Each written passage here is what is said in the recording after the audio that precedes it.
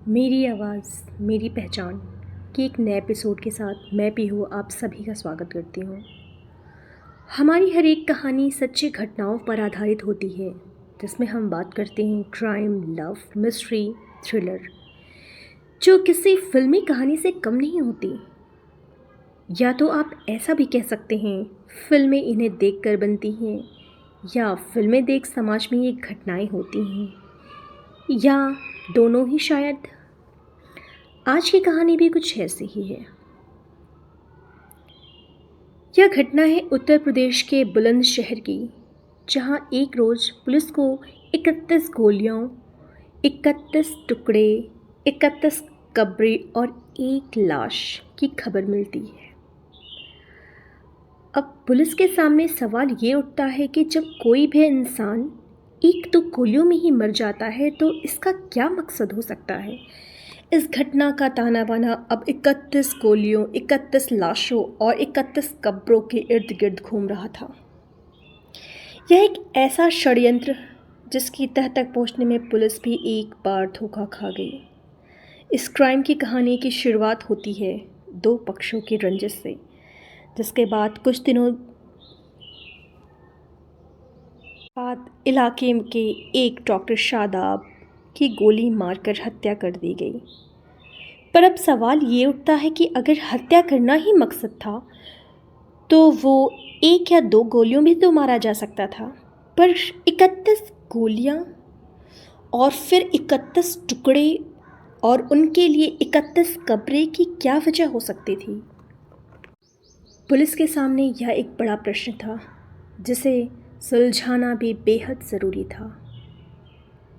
बात जितनी आसान या सीधी दिखाई दे रही थी, दरअसल उतना सीधा था नहीं, क्योंकि जब कोई भी इंसान एक या दो गोली में ही मारा जा सकता है तो 31 गोलियां, फिर उसके 31 टुकड़े और 31 कब्रें,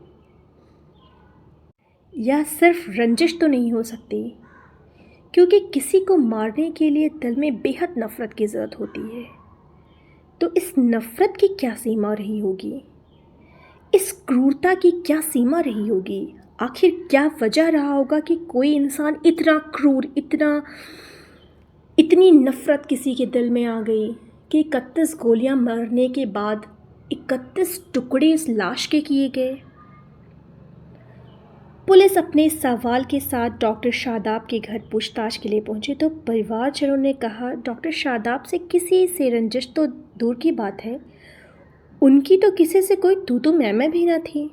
फिर पुलिस टीम उनके अस्पताल से पूछताछ करने की कोशिश की, वहाँ भी कुछ नहीं पता चला। ऐसा करते करते काफ़ी वक्त बीत गया। पुलिस के पास जो भी सबूत इकट्ठे हुए थे उसी से जांच शुरू हुई, और पूरे पुलिस को तब शक होता है कि मृत के घर वाले भी कुछ छुपा रहे हैं, क्योंकि सिर्फ कत्ल करना ही कातिल का मकसद तो नहीं था।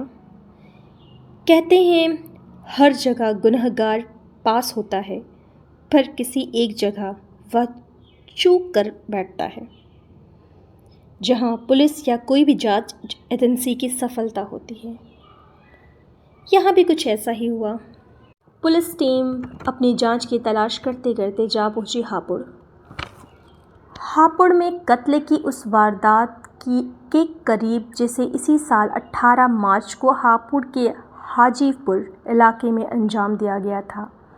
हापुड़ में इरफान नाम के शख्स का कत्ल इसी साल 18 मार्च को किया गया था। अब पुलिस गुत्थियां सुलझाना शुरू किए तो उसके तार बुलंदशहर मर्डर मिस्ट्री से जा जुड़े। इरफान के भी लाश की 31 टुकड़े थे, इसके भी हत्यारों ने 31 टुकड़ों के 31 कब्रें बनाई थी। 18 मार्च हापुड़ में हुए इरफान के हूबहू कत्ल की कड़ी अब पुलिस बुलंदशहर में हुए डॉक्टर शादाब के कत्ल से जोड़ने लगी। फिर जांच शुरू की गई तो पुलिस को पता चला कि डॉक्टर शादाब के घर वालों ने जिन 4 लोगों को नामजद करवाया था वे सभी हापुड़ में कत्ल किए जा चुके इरफान के भाई थे। वही इरफान जिसकी हत्या में डॉक्टर शादाब के भाई और उसके दोस्तों का नाम आया रहा था। हालांकि अभी तक पुलिस सभी कातिलों की गिरफ्तारी नहीं कर पाई है, जांच अभी तक चल रही है। पर ये वही बात हो गई, ईंट के बदले ईंट, पत्थर के बदले पत्थर, 31 गोलियों के बदले 31 गोली, 31 टुकड़ों के बदले 31 टुकड़े और 31 कब्रों के बदले 31 कब्रें।